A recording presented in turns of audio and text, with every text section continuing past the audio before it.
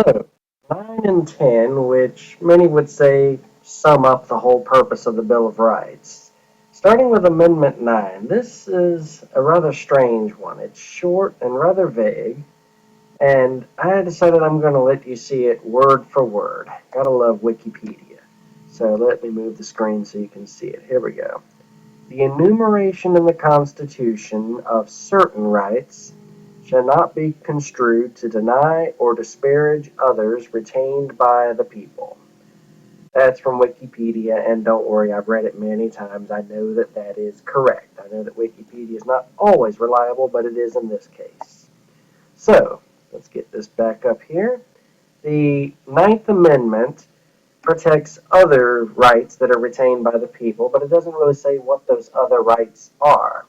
And the courts over the last few centuries have debated exactly what that means. I can tell you that back during the Roe v. Wade case, two judges argued that the right to have an abortion would be one of those other rights. That's something we're still arguing about. Now, the 10th Amendment. The 10th Amendment more or less defines how federalism will work in our country. Federalism, by the way, is the division of power between the national government and the state governments, the 50 states. The 10th Amendment says that, well, more or less, it says, I'll tell you what, let's use our friend Wikipedia again.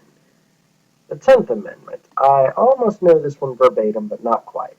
Here we go. The powers not delegated to the United States by the Constitution, nor prohibited by it to the states, are reserved to the states respectively or to the people.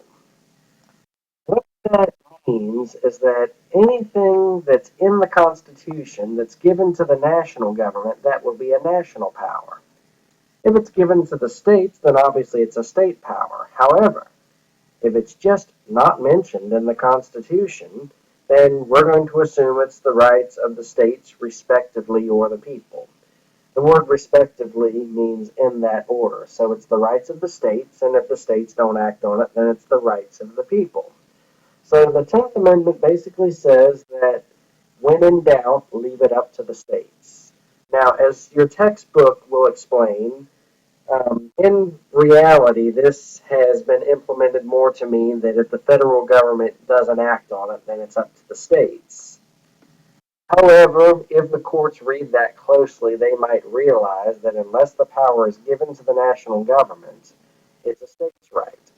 What that means is that theoretically, when Congress writes a law, they have to write laws that are actually part of the powers given to them in the Constitution. Um, I suppose some would argue that they should actually have to point to the Constitution and say, this is the part that gives us the authority to pass this law. Now, currently they don't do that, but some would argue they should. On the other side, the states, however, they don't necessarily have to do that. The only thing they can't do is directly violate the U.S. Constitution. And that also, by the way, means violating any laws written by the national government, because national laws are protected by the Supremacy Clause, which says that any laws passed by Congress are the supreme law of the land. So, what the framers intended in this Constitution, we could say that all the articles, 1 through 7, and the first 10 amendments are what we would call the original Constitution. The 10 amendments were just pretty much part of it anyway. So here's what they had in mind. National laws are the supreme law of the land, but all other things are left up to the states. The people are able to protect themselves from the government if it becomes tyrannical. The Second Amendment is crucial to that. The federal government would provide for the people by taxing primarily consumption. They would tax imports, possibly exports, and they would put excises on certain goods. In particular, the federal government used to raise a lot of money by taxing alcohol.